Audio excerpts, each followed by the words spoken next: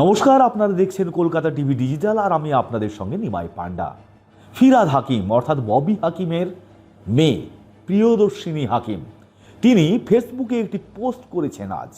আর সেই ফেসবুক পোস্টকে ঘিরে শুরু হয়েছে জল্পনা এবং এই ইঙ্গিতপূর্ণ যে পোস্ট তিনি করেছেন তাতে অনেকেই মনে করছেন যে বিধানসভা ভোটে তৃণমূল কংগ্রেসের এই যে বিপুল পরাজয়, মারাত্মক পরাজয়, এই পরাজয়ের কারণ, এই পরাজয়ের জন্য দায়ী কে, সেই দিকেই আঙুল তুলেছেন প্রিয়দর্শিনী হাকিম।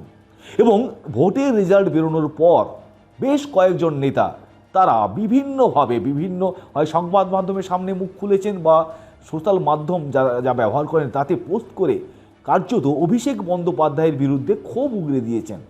এবার প্রিয়দর্শিনী হাকিম অর্থাৎ ববি হাকিমের কন্যা, যিনি রাজ্য মহিলা তৃণমূল কংগ্রেসের অন্যতম নেতা সম্পাদিকা, তিনি যে পোস্ট করেছেন এবং সেখানে তিনি লিখেছেন যে মহাভারতের যে যুদ্ধ, সেই যুদ্ধ কীভাবে হেরে গিয়েছিল কৌরবরা।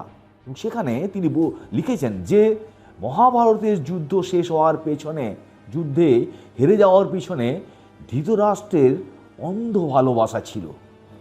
এবং একেবারেই সেখানে ধৃতরাষ্ট্র বলতে কাকে ইঙ্গিত করছেন সেটা যেমন অনেকের মধ্যে এ নিয়ে জল্পনা শুরু হয়েছে, তেমনই তিনি আরও লিখেছেন যে দুর্যোধনের প্রতি তিনি পক্ষপাতিত্ব করেছিলেন, অর্থাৎ দুর্যোধনের প্রতি তিনি অন্ধ ভালোবাসায় তার সাপোর্ট করেছিলেন। সে কথা, এই মহাকাব্যের কথা, মহাভারতের মহাকাব্যের মহাযুদ্ধের কথা সবাই জানে যে কেন হার হয়েছিল। আর আরও লিখেছেন তিনি যে থুলি বেঁধে দেখো না, কান দিয়ে দেখো না। কার উদ্দেশ্যে? অবশ্য রাজনৈতিক মহলের একাংশের মতে এই ধৃতরাষ্ট্র বলতে মমতা বন্দ্যোপাধ্যায়ের দিকে ইঙ্গিত করেছেন প্রিয়দর্শিনী হাকিম এবং দুর্যোধন বলতে অভিষেক বন্দ্যোপাধ্যায়ের দিকে ইঙ্গিত করেছেন।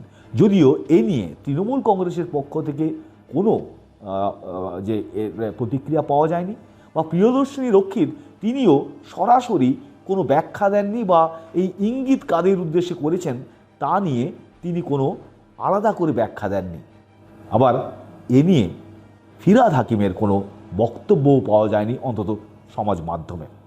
কিন্তু এই যে একের পর এক নেতা এবং অবশেষে একেবারে মমতা বন্দ্যোপাধ্যায়ের বাড়ির কাছে যার অবস্থান, যিনি বন্দর কেন্দ্র থেকে বিপুল ভোটের ব্যবধানে জয়ী হয়েছেন এবং রাজ্যের অন্যতম তৃণমূল কংগ্রেস নেতা তথা কলকাতার মেয়র ফিরহাদ হাকিমের মেয়ে প্রিয়দর্শিনী রক্ষিত যেভাবে ফেসবুকে এই ইঙ্গিতপূর্ণ পোস্ট করেছেন, তাতে অনেকেই মনে করছেন যে হারের পর তৃণমূল কংগ্রেসের গৃহদাহ শুরু হয়ে গিয়েছে।